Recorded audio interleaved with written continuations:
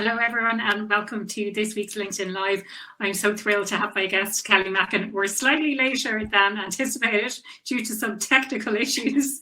Neither of us at fault at all. But yeah, it's funny what technology can do. We're both waiting backstage, but anyway, a story for another time maybe. Kelly, you're so welcome to this LinkedIn Live. The episode that we recorded a good few months ago now, I think it was back in January, just came out on Friday. So reception so far has been absolutely fantastic and getting some really great feedback on it, and I'm so pleased. But I think one of the things that stood out to me was how aligned we are in the vision that we have and the research that we've done and how we think we can improve well-being at work. So do you want to give people a little bit of an introduction to yourself, and then maybe let's talk about some of the concepts that we covered in the podcast itself? Yes, absolutely. And first of all, I totally agree. We are so in sync with our approach and our research and like-minded. So it was such a fun conversation. But I'm Kelly Mackin. I'm co-founder of Motives Met, which is a work well-being platform. And just real high level, there's kind of three big pieces to what we do at Motives Met. The first is we have our well-being framework and all of the research we have done, a lot of it over the years, around what well-being at work really means, because truth is we kind of don't know, and that's been part of the problem. The second piece is we have a well-being assessment that helps each person identify what they need most to have their best work life. And it gives leaders the opportunity to really open the door to conversations with their people to understand how well-being manifests for each person individually and how it manifests for their team. And then the third part of our platform is our communication and psychological safety software. So we really facilitate these conversations between leaders and teams to talk about these needs at work to create the best culture and build that psychological safety and trust that is so needed to be able to do that. Yeah. I mean, for me, the psychological safety piece is sort of the foundation that whatever it is that you're doing, if people don't feel safe enough to speak up or to get involved in the conversation or to share what's on their mind, then it doesn't really matter what you're doing, because you're not going to have the impact that you would like to have. Now, before we kind of dive into a little bit more around that side of things, I wanted to highlight something that stood out for me. And it was probably the biggest aha moment for me during our conversation was this idea that sometimes, or probably more often than not, we feel like we have to deserve to feel good at work, that we have to have earned it, that, and you shared a personal story as well. So sometimes we feel like we can't just take a break. We have to work 5 hours first, and then we can or we have to finish the project that we're on, and then we deserve to go out for a walk, or then we deserve to have a meditation or just simply take a break from work. Do you want to talk a little bit more about that before we kind of dive into the need satisfaction piece? Sure, absolutely. I think it's been so embedded in our culture for so long that kind of one day I'll get there and I'll deserve to have my needs met, or they will be met. Then I can be happy, once I get this promotion, once I get this job, once I've proven myself. And I think our culture is starting to shift that mindset, which is amazing. Yeah. But we know it's really tough when we have these beliefs kind of ingrained in us. And this was so true for me. I mean, I unfortunately grew up watching my mom pull all-nighters for work and really just kill herself. And so sadly, it kind of became normal to me. And I knew how messed up it was, yet I kind of followed right in those footsteps and would work every weekend, pull all-nighters. And it was one day I'll have reached that pinnacle where I deserve to be happy and healthy at work. And it's a mindset that sets us back. It hugely sets us back, because we spend a third of our lives at work. If we don't have well-being at work, we can't have well-being in our lives. And it can't be something that we put off with this one day thinking, because as we know, we can't wait for other people's permission to go after the life we want. And you have to believe you deserve it first to be able to step into that power to get it. Yeah, love that. And it is ingrained in us, this deferred approach. I'll be happy when, and I did a post about this the other day. It's a sense of deferred happiness or deferred, once I get promoted, or then I'll have time. And again, tied in with this whole concept of our perception of time as well, that there'll be some mysterious point in the future where we won't feel as busy as we are now. We'll be on top of our to-do list. But if you're anything like me, stuff just keeps getting added on. And they're only little things, but it adds to the mental load. And it's, there's never going to be a time in the future when we feel like we are on top of things. There's never going to be a time in the future where we think, oh, now it's time to be happy. You have to take it back to the present. From a time perspective and a productivity perspective, we have to decide what not to do. It's really hard to do. It takes time to do that as well, to make those decisions. And from a happiness at work, need satisfaction perspective, you need to, again, place the emphasis on the present and being grateful for what you have, grateful for what you're doing. And as I always say, enjoy the process. If you don't enjoy what you're doing currently, what makes you think that you're going to suddenly, when you get promoted, enjoy what it is that you're doing? Maybe you get paid more, which is good, but if you're still not enjoying it, then what's the point, kind of? Maybe now, Kelly, we talk a little bit more about the framework, and it's the different needs that you have and the groups that you put them into as well. Maybe talk a little bit about that, because that's something that really resonated with me and tied in so nicely with the research that I've done around job satisfaction and happiness at work. So I'll let you explain a little bit more about that. When we were talking to people, we started on our research journey years ago now, we were really we kind of started qualitative before we went into our quantitative, and just go, what do you really need to be your best self at work, have that well-being, be happy, want to be engaged and motivated? And it turned out that everybody had a different story.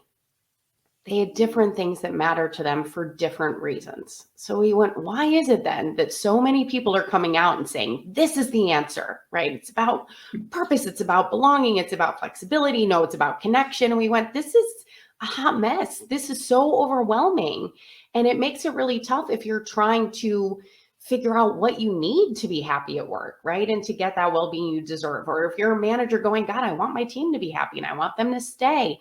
It doesn't, there's benefit to a lot of this information that's in TED Talks and books and articles on the internet of like the 5 things you need to be happy at work. But we need a way to organize, prioritize it in a way that's not so overwhelming, in a way that actually helps us. And the type A person in me was just dying for some organizational structure. I was like, oh God, give me a picture, give me a framework I can work with. Yeah. And so that's exactly what we did. We really dove deep into our research to figure out what is well-being at work. And it seemed very much tied to need satisfaction. So we kind of say people first equals needs first, need satisfaction equals job satisfaction. But we identified 28 psychological, emotional, and social needs that we call motives that make up what thriving at work is all about. And these 28 needs, what we call motives, fall into kind of 10 overarching buckets, or motive domains, as we call them. So for example, in the significance domain, we have appreciation, we have self-esteem, we have belonging, peer connection, manager support, and fun, which is often an overlooked motive in the personal connection domain. So we have growth as a motive, shared culture, variety, innovation, fairness. And essentially what we discovered is all of these motives matter, but they just don't matter equally to each person. Your top motives that you need met to have your greatest health and happiness today are going to be different than mine. And neither one of us is right or wrong. It's, and these needs are going to change throughout our work life too, right? As we grow in our personal lives, as things in our work lives changes, our needs are going to shift. So we need to accept what we call motive diversity. It's about learning to live in the tension of these needs well, because some motives can be at odds with one another. So even internally, you might have certain needs that kind of hold friction. Within a team, you can have needs that hold friction. And instead of pretending that doesn't exist, we say you kind of have to accept what we call the ugly truth of well-being at work, that it's messy and it's tension, and it's about, okay, how do we do this well? Yeah, there's no one size fits all, and you can't please everyone all at the same time.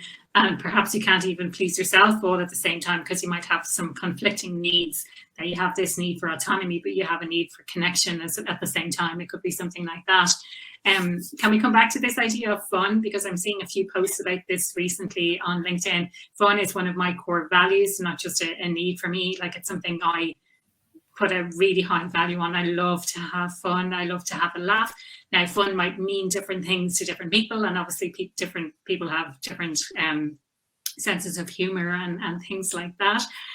But you want to talk to me a little bit more about what that fun need actually means? Yes. Well, we do like to say that motives are in the eye of the beholder. So while we do give context for what each one is, we say, you know, why it's so important to you might be really different than someone else. And like you're saying, what that playfulness or humor or fun means is going to be different person to person, which is why, like, it's good to talk about. Like, if I work with you, it'd be like, okay, what do you find fun? What work do you find fun? What stifles fun for you, maybe, that we do or don't do at work? But essentially, I mean, really high CEOs, VPs, you know, people really hype an organization. There was one story I loved we did in a workshop where VP of sales said, hey, fun is so critical. One of her top motives, and said, I left a company when I was younger because it was so serious and I felt I couldn't be my lighthearted self at work, then that meant I wasn't professional. And we talk about not having to need a separate work self and personal self at work, right? Absolutely. Yeah. Because that really stifles your well-being. And this person is extremely successful, right? One of the top performers at their company, but saying, hey, if fun isn't meant for me, I'm not going to be happy here. So it's something that there are certain motives we say that kind of get put on a pedestal, or they're a buzzword of the moment. And then certain needs can be either judged or kind of overlooked or dismissed. And fun can definitely be one of them. And that's why it's so important as a leader to kind of have this framework and check in and go, okay, how healthy are these things? Am I paying attention to them? You know, what does my team find fun? What don't they, you know, is that outing we do every year really fun? Or do we just keep doing it because it's what we've always been done? Maybe we should ask, you know? No, I love that. And I suppose the reason I wanted to drill into fun in particular is that impression that maybe if I'm having fun at work, then I'm not professional, that I'm not actually doing my job, or that I was on a workshop this morning myself, and in it we talked about this idea of leader have to be presented in a certain way. If I'm a leader, then I need to be seen a certain way. And I think especially when you're at that early stage, when you're like a first level manager, that you really feel that I need to now be professional. I need to step up. I need to change my whole work persona because I'm responsible now for other people. And I suppose it's about letting people know that you can actually have fun at work, that it's not a problem. I wanted to remind people as well that if you're watching this live or if you're watching it on the replay, the link to the full episode of the podcast is below. So if you click in below, you'll be able to listen to the full episode of the podcast. And there's this great new tool on Spotify, if you do listen to podcasts on Spotify, where you can interact directly with each episode. So if you click into the episode, you don't just click play on the outside, but if you click into it, you can leave comments on it. You can kind of, it's a way of interacting. So if you leave a comment saying what you liked about it, I can reply to that. It's a pretty nifty tool. I want to give a shout out to Stephen Downey for highlighting that on Instagram the other week. So it's really good. Kelly, I know that you have a book coming out as well. Do you want to talk a little bit about the book, and then we can wrap things up? Sure. So the book is called Work Life Well Lived: How to Create Non-BS Well-Being in Your Work Life and Workplace. So in the book, I share my mom and I story. I share our research, but primarily I take readers down what we call our well-being pathway to help you to understand, be mindful of, evaluate, communicate, and ultimately meet motives, meet these needs for yourself, the people you work with, and the people that you lead. And I really wrote this to be a book that you do as much as you read. You're going to get a free code to take the Motives Met Wellbeing Assessment and discover your top needs. There's all sorts of resources and tools for psychological safety and communication, whether it's for yourself or for the team you lead. But really, my biggest hope for the book is that we make real impact towards our mission of wanting to create a better work world. Because we say that well-being's co-created, that at the end of the day, everybody's got to kind of show up for themselves and each other in meaningful ways to help meet these needs at work. And the more people we can get to have this motive mindset, we say, and live by our work-life well-lived principles, the more people we get to walk this path together, the more this is going to be possible to create a better collective work world for everybody.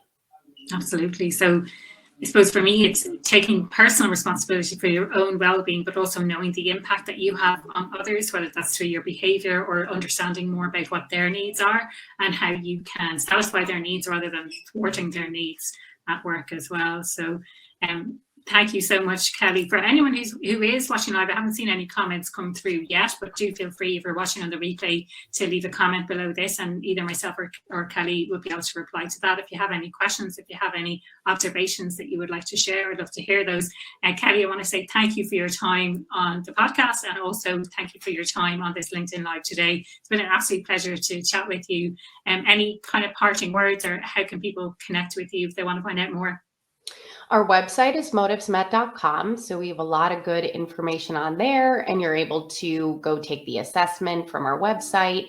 And I'm most active on LinkedIn, Kelly Mackin. So you can also find me there sharing some good insights and tips as well. Brilliant. Thank you so much. And thanks to everyone who tuned in live or who is watching the replay. I would love to hear from you about what you thought about the LinkedIn Live today. Thank you so much. It was great. It's been so fun chatting with you. It has. This is fun. This is fun. Yeah.